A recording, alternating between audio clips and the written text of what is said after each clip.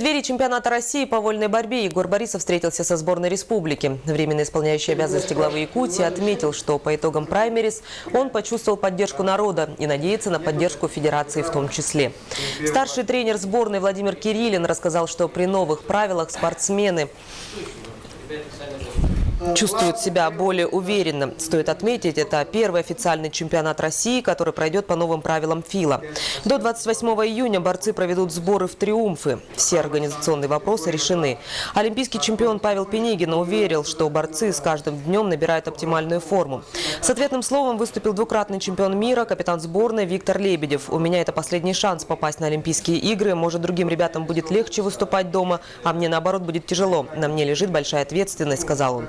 «Стены нам помогут, зрители поддержат. Главное, это ваш настрой. Работайте до конца». В завершении пожелал удачи спортсменам и тренерам Егор Борисов. В этом решении заложено очень много серьезных моментов. Во-первых, это мы все-таки показываем, что Республика Саха-Якутия спорт высших поддерживается, высшего мастерства. Мы показываем, что все-таки борьба для нас является спортом номер один. И показываем авторитет республики о том, что мы в любое время можем пригласить любой чемпионат, связанный с борьбой.